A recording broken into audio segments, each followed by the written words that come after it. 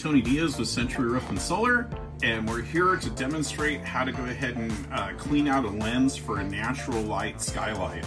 So we've got Emilio here this morning, and he's going to show exactly how that's done. So the diffuser lens right here has 3 different tabs in the diffuser lens, and it's got 3 different tabs that actually hold the diffuser in by friction up to the ceiling.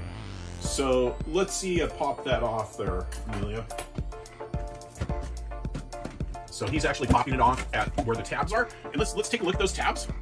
Cleaned out, right? So we're doing this so we can get this cleaned out. So here's the tabs right here, and the tabs just hold in with friction. So Emilio's going to go ahead and he's going to clean that out real quick. And then when you go to put this back, you just want to align the tabs with the little holes on the diffuser to get that put back in again. And it just presses up and it will hold in. Okay? So there you have it. This is a procedure on how to go ahead and clean out your lens for a natural light tubular skylight. And these tubular skylights actually give out the best, result for light. And Emilio, let's go ahead and get this put back in on camera here.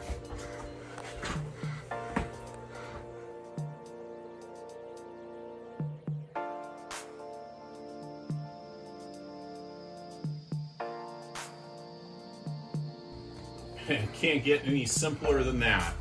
Nice, clean, natural light from Natural Light Tubular Skylights and Century Roof and Solar.